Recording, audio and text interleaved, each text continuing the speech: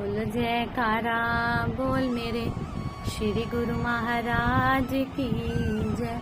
श्री अमर ज्योति दर्शन ग्रंथ श्री प्रयागधाम। एक बार श्री सतगुरु देव जी महाराज श्री प्रयागधाम में विराजमान थे।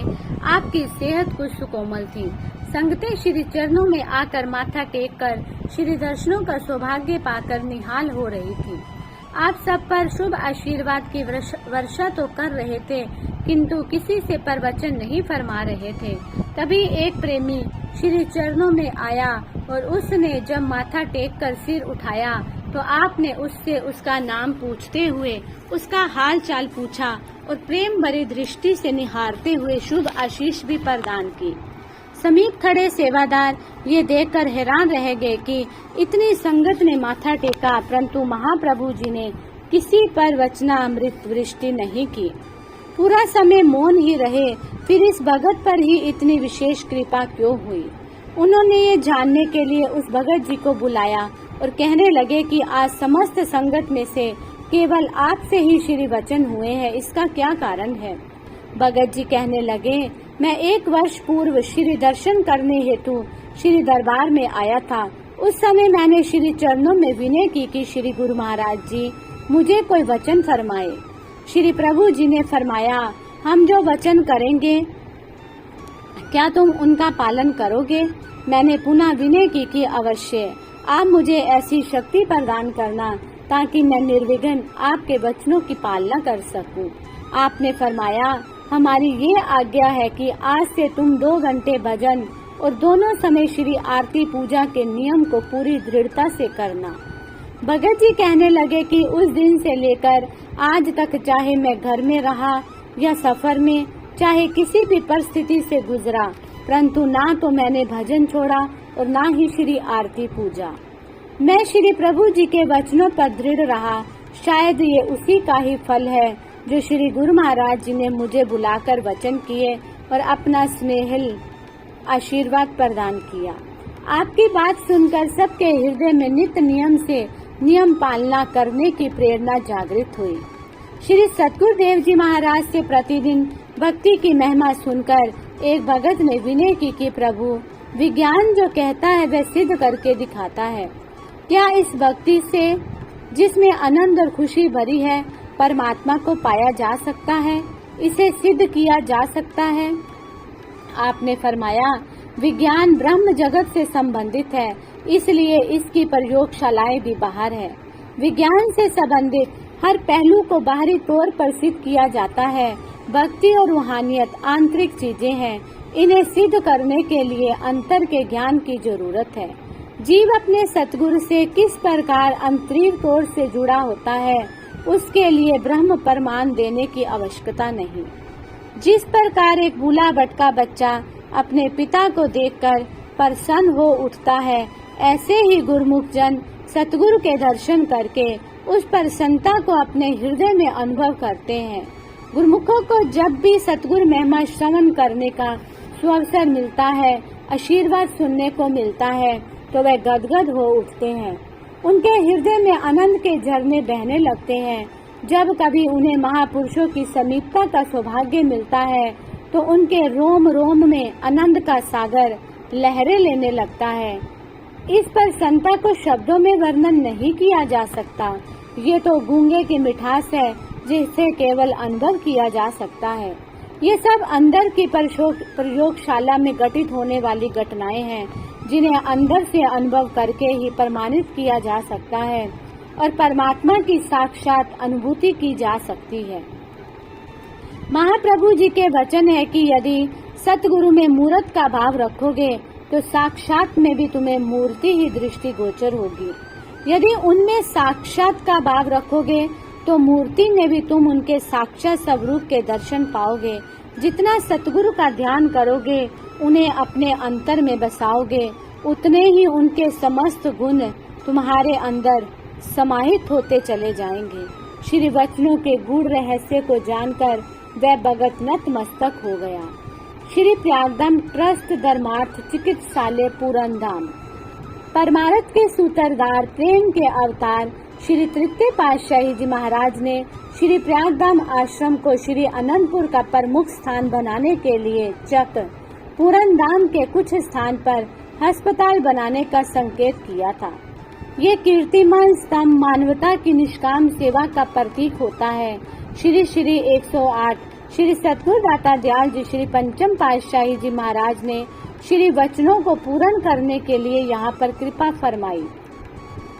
इस धरती को विशेष पद से सम्मानित करने की श्री मौज दर्शाई और चिकित्सालय बनाने की खुशखबरी सुनाई। आपने यहाँ के विधानानुसार सर्वप्रथम अस्पताल बनाने की स्वीकृति ली। पुनः इसकी सारी रूपरेखा तैयार करवाई गई, जिसमें वार्ड, ओपीडी, प्रतीक्षालय, pathology lab, X-ray, physiotherapy, medical store, staff के रहने के लिए आवास स्थान, भोजनालय, श्री मंदिर एवं पार्क आदि की सुव्यवस्था को प्राथमिकता दी गई। करुणा वत्सल करुणामयी श्री सतगुरुदेव जी महाराज ने बेंगलोर निवासी आर्किटेक्ट भगत नवीन जी और सुनील जी को इस चिकित्सालय का नक्शा बनाने की सेवा सौंपी। नक्शा तैयार हो जाने के बाद 24 जनवरी सन 1992 में सायंकाल के समय नीच कर कमलों से इसकी नींव रखी तथा इसका नाम श्री प्रयागधाम प्रस्थ धर्मार्थ चिकित्सालय पूरनधाम रखा गया। श्री सतगुरुदेव जी महाराज श्री तृतीय पातशाही जी महाराज की श्री मौज को पूर्ण होता देख श्री प्रभु जी की प्रसन्नता का कोई पारावार न था। आपने इनकी देखरेख का कार्यभार भगत सतीश राज मल्होत्रा जी, महात्मा योग युक्तानंद जी एवं भगत श्यामलाल साहनी जी को सौंपकर श्री वचन फरमाए। ये सब काम हमें अति शीघ्र ही संपन्न करना है, इसलिए प्राणपण से इस सेवा में जुट जाओ। हम ये चाहते हैं कि इस चिकित्सालय की सेवा शीघ्र आरंभ हो, ताकि यहाँ आसपास के क्षेत्र में रहने वाले लोग यहाँ आकर स्वास्थ्य लाभ प्राप्त कर सके। ये निष्काम सेवा का एक महान केंद्र बन जाएगा। यहाँ हजारों रोगियों का उपचार किया जाएगा। इसके साथ ही यहाँ श्री परमहंस अद्वैत मंदिर का निर्माण हो जाने से गुरुमुख प्रेमियों को आत्मिक लाभ भी प्राप्त होगा। सेवा का कार्य जोर शोर से चल पड़ा। श्री प्रयागधाम से गुरुमुख जन प्रातः सेवा के लिए पूरनधाम पहुंच जाते और सायंकाल लौटते। आज दिन में 2 बार यहाँ स्वयं कृपा करते और अपनी हजूरी में सेवा कार्य करवाते। सत्संग प्रवचनों में सेवकों को उदाहरण देकर सेवा के लिए प्रोत्साहित करते, प्रसाद खिलाते। भगत जन भी श्री प्रभु जी का दिव्य स्नेह पाकर पूर्ण उत्साह से सेवा में जुट जाते।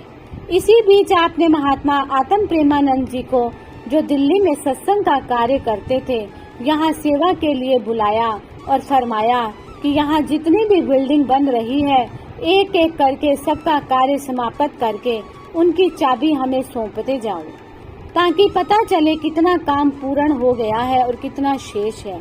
श्री सतगुरुदेव जी महाराज के अपने अथक प्रयासों से ही इसका निर्माण कार्य पूर्ण हुआ।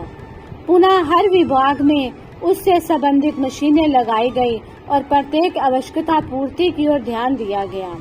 आपकी अपार कृपा और परिश्रम से ये सारा कार्य 5 वर्षों में संपूर्ण हो गया। इस कार्य के दौरान ही महाप्रभु जी ने अपनी असीम अनुकंपा से इस गुरुमुख प्रेमी डॉक्टर, नर्स, लैब टेक्नीशियन आदि को यहाँ सेवा करने की श्री मौज दर्शाई। गुरुमुख प्रेमी भी रूहानी संपदा एवं आत्मिक आनंद को पाकर अपना सर्वस्व त्याग कर यहाँ निष्काम सेवा करने के लिए शरणागत हो गए। इस चिकित्सालय का काम पूर्ण हो जाने पर आपने महात्मा आत्म प्रेमानंद जी को इस स्थान का प्रबंधक नियुक्त किया। इस सेवा के सौभाग्य को पाकर वह पूरा निष्ठा और हित चित्त से सब व्यवस्था करने लगे। शुभ मुहूर्त की शुभ घड़ी आ गई। लगभग 7 एकड़ जमीन पर बना यह चिकित्सालय जब अनुपम एवं अद्वितीय रूपरेखा के अनुसार तैयार हो गया, तो श्री सतगुरु दाता दयाल जी ने निजी मौज से इसका शुभ मुहूर्त 3 फरवरी सन 1997 को श्री कर कमलों द्वारा बहुत उत्साह एवं उल्लास पूर्वक किया। इस शुभ अवसर पर श्री अमृत वचन फरमाए, प्रियजनों, प्रियवर सज्जनों, आप लोग आज इस जगह पर आ गए हैं। यहाँ पर शारीरिक तथा रूहानी रोग उपचार हेतु शारीरिक एवं आत्मिक, फिजिकल एंड स्पिरिचुअल दोनों अस्पताल मौजूद हैं। इस प्रकार के दोनों अस्पताल दुनिया में कहीं नहीं मिलते। संसार भर सागर है। इंसान इसमें दुखों से पीड़ित रहता है। जिसके उच्च संस्कार होते हैं उसे ही महापुरुषों की संगति प्राप्त होती है। समय समय पर महापुरुष संसार में आते हैं और इन दुखों से छुटकारा दिलाते हैं। भौतिक अस्पताल शारीरिक दुखों को तो दूर कर सकते हैं, लेकिन आत्मा के दुख दूर नहीं कर सकते। आत्मा जो जन्म जन्मांतरों से दुखी है, उसको भी तो सुखी करना जरूरी है।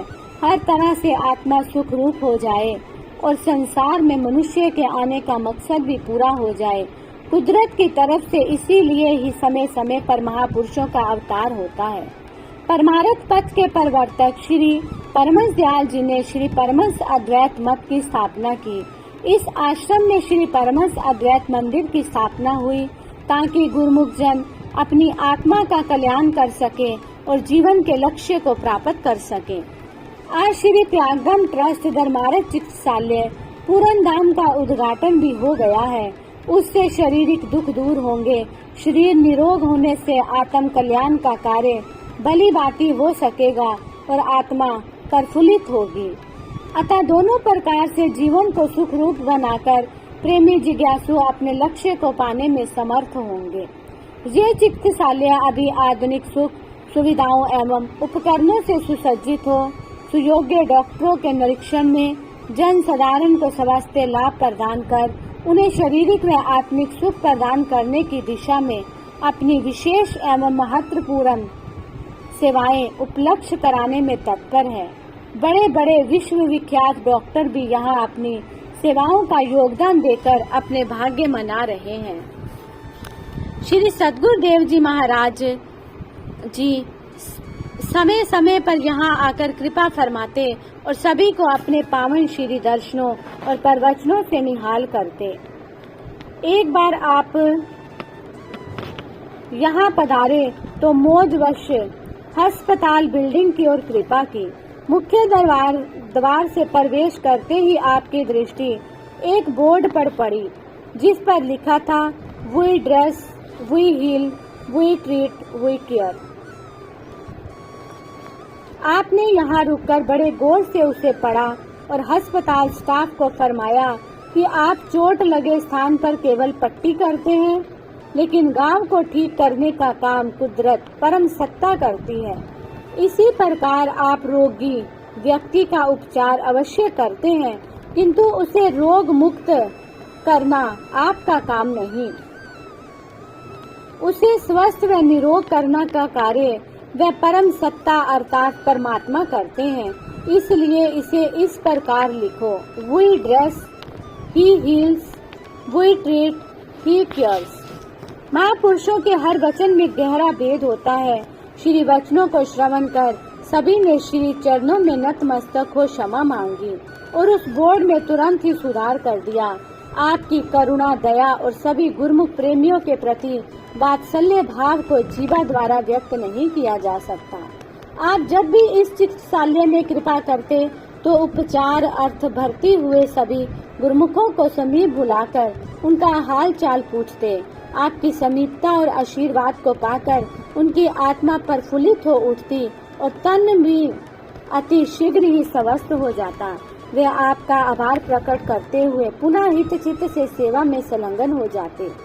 आपने श्री त्यागधाम के समीप स्थित पूना शहर में रोगियों की जांच सेवा के लिए एक डायग्नोस्टिक सेंटर का शुभारंभ दिसंबर सन 2002 में श्री कर कमलों से किया।